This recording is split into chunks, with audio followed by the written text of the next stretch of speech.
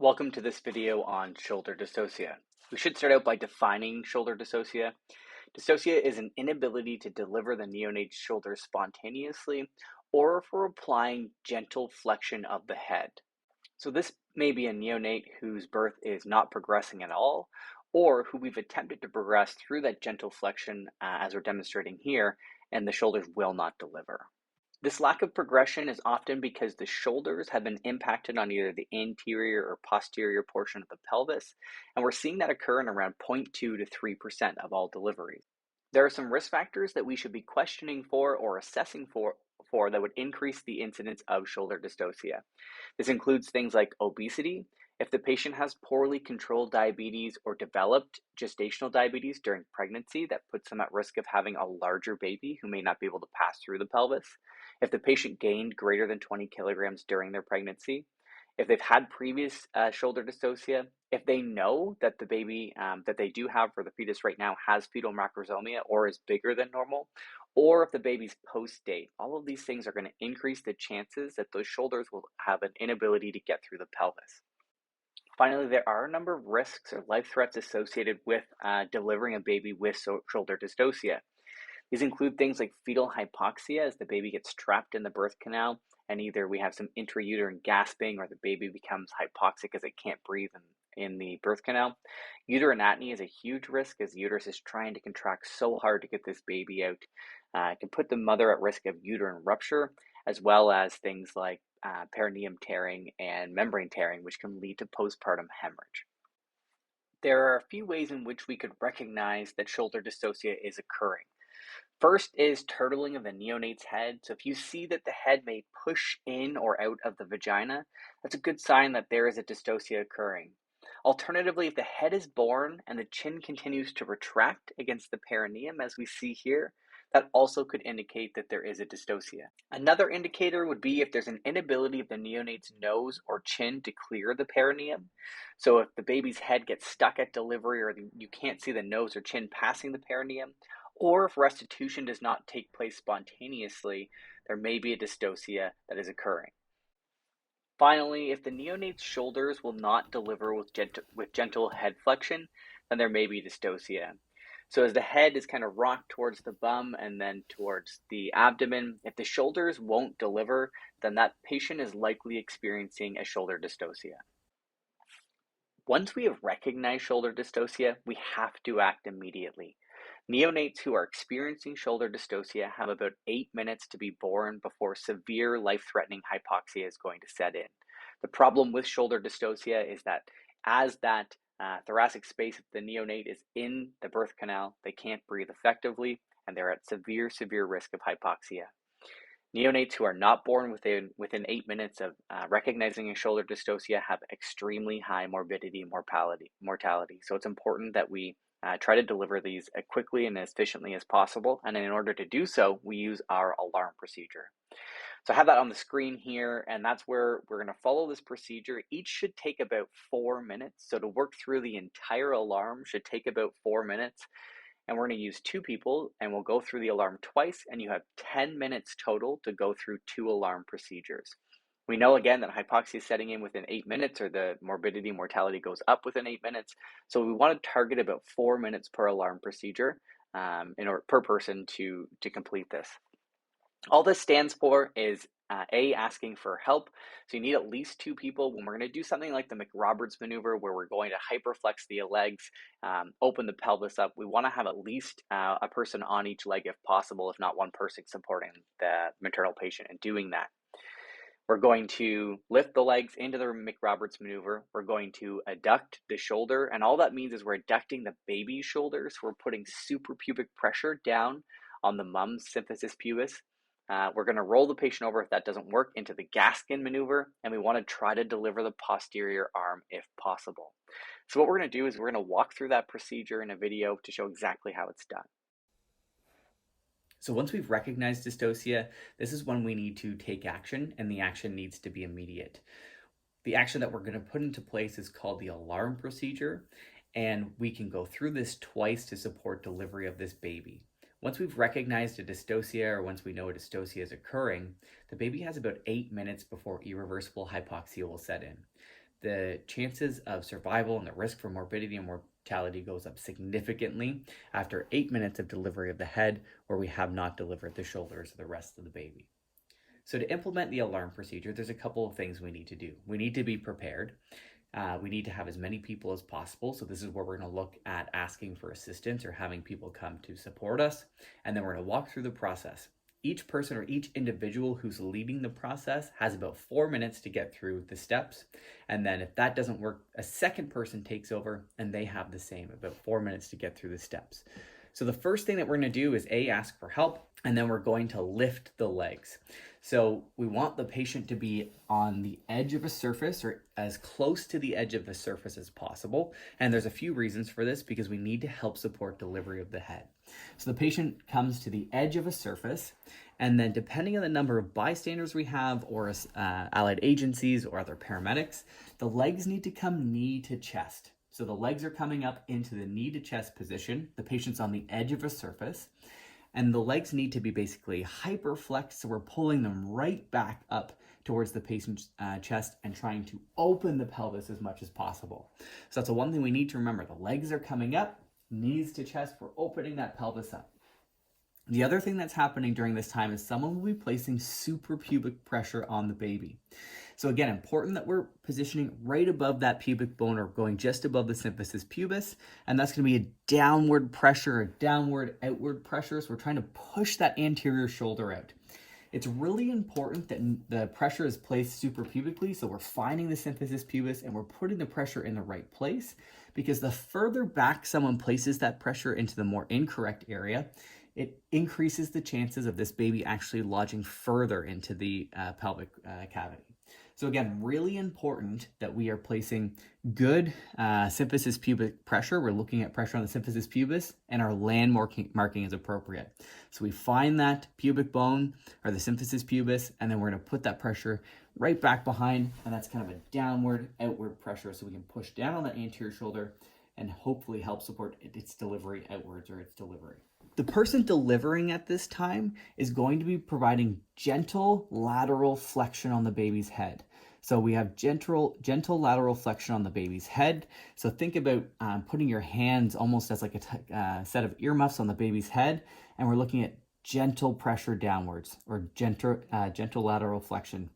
And the purpose of this, again, is to try to support delivery of that anterior shoulder. So we're basically cupping the baby's head, and we're going to put some gentle downward pressure on, and hopefully we can help deliver the anterior shoulder. So that, paired with the person putting pubic pressure here, is going to help support delivery. At this time, mom should be pushing. So we want to encourage mom a lot. So we want her to basically big deep breaths in, bear down, push as hard as we can to help support delivery of this baby. So again, the first steps once we recognize that someone is having a dystocia, mom is coming to the edge of a hard surface. That's going to help gravity support our procedure here.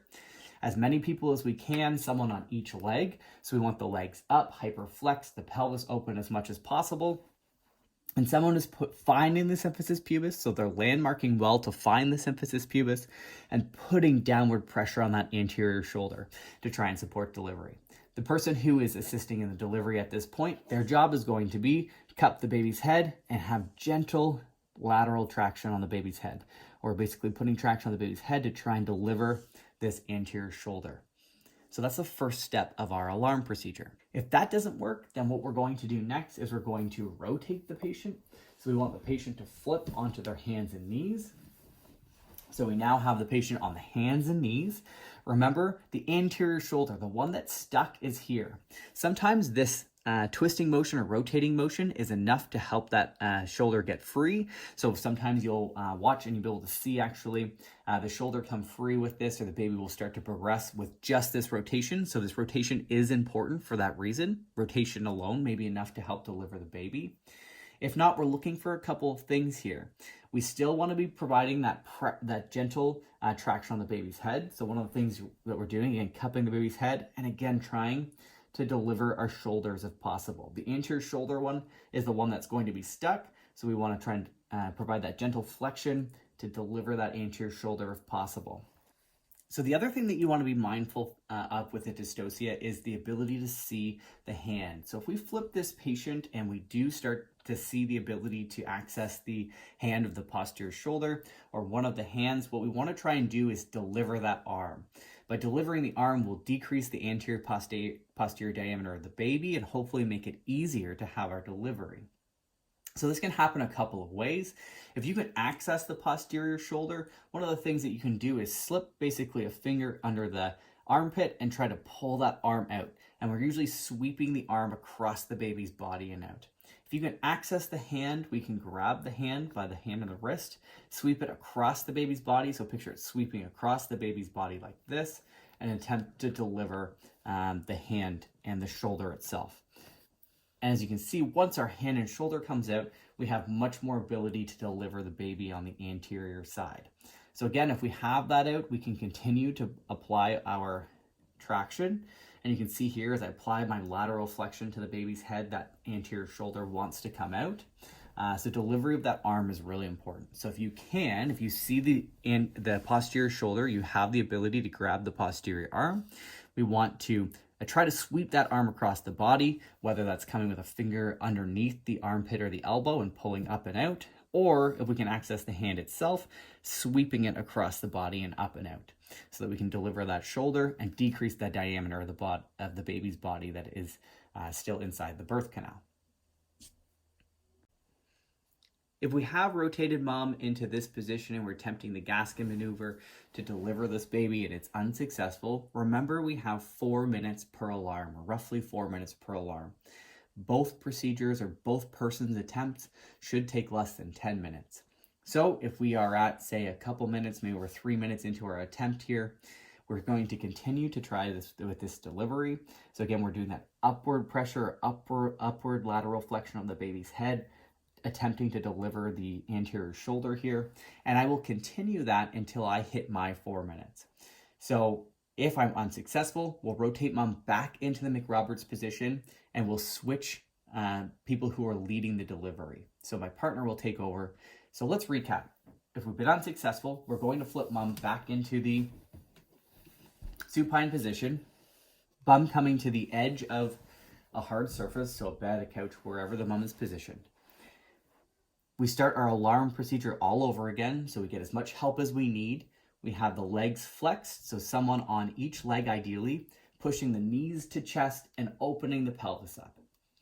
We're going to put suprapubic pressure. So the next thing we're going to do in this position is someone's going to place suprapubic pressure, attempting to push down on that anterior shoulder. The person who's delivering, their job is going to be downward lateral flexion of the baby's head. So we're basically cupping the baby's head with each hand and we're applying gentle downward lateral flexion. And that's attempting to deliver this shoulder here.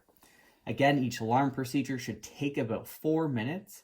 So I have about roughly 2 minutes where I'm participating in the McRoberts procedure, where the legs are up, we've got this suprapubic pressure, and I'm attempting that lateral flexion of the baby's head for delivery. If this is working or I start to see progress, then I'm going to continue with it. If not, we look at that around 2 minute mark and think maybe we should make a change. So what we do is we're going to have the mom flip over. Remember, this is an important move because it can actually support delivery of the shoulders on its own, or at least some repositioning of the baby to support delivery of the shoulders. And now mom is in the hands and knees position.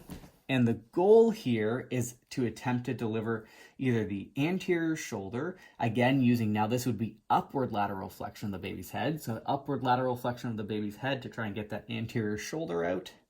Or if I can see an arm, I'm going to want to deliver that arm. So again, if I can get into the shoulder, or if I can access the baby's hand, I'm going to deliver the hand or the arm.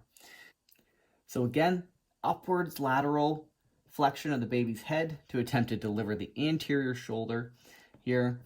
And then again, looking to see, can I deliver the posterior arm? So here I can get a finger underneath the armpit. I can sweep the baby's arm out across its body, and then I can support delivery.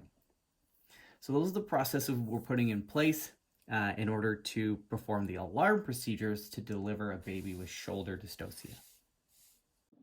All right, so let's recap.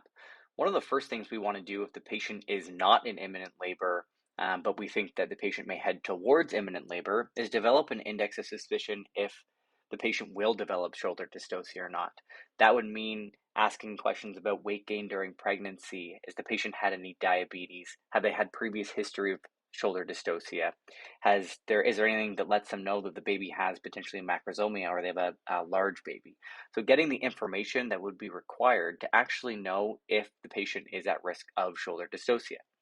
If delivery is imminent or birth has already started, we do want to assess for signs of dystocia. So it may be, as we see in this case, where the head is failing to restitute. We may see that the nose and the chin may not deliver, or if the nose or chin are delivered, we may see it actually turtling back in and getting caught on the perineum. You could see the face being smushed up or cyanosis developing around the head.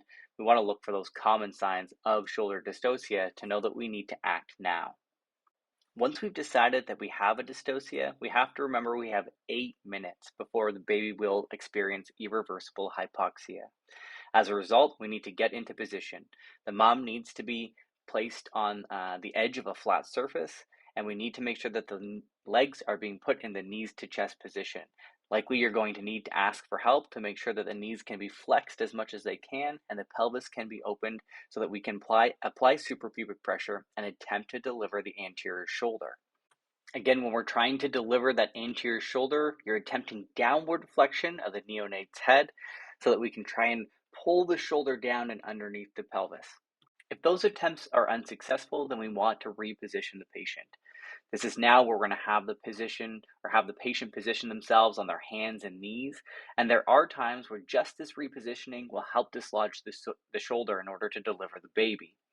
If that's not successful, we're now going to attempt upward flexion on the neonate's head and then delivering any arms as they present. Each alarm procedure should take about 4 minutes. So if you're coming to the end of that 4 minutes and you haven't been successful, we want to start communicating with our partner that it's going to be their turn. We will flip the patient back over and the timer will restart at that 4-minute mark. We have about 10 minutes total. We don't want 2 alarm procedures to take any more than 10 minutes. If we're unsuccessful after 2 rounds of alarm, so I attempt and then my partner attempts, we're going to initiate rapid transport of this patient. The last thing that's important to consider is communication with the maternal patient. You want to make sure that you are consistently communicating with them to let them know where you're at with the delivery, what the next steps are and why you're doing them, and whether you've been successful or not. We want to encourage them to be pushing throughout this delivery to try and deliver this baby. And again, we want to be open and honest about where we're at, whether we've been successful, and what comes next when we look at transport and potentially arriving at the hospital. That concludes our presentation on shoulder dystocia. Thanks for watching.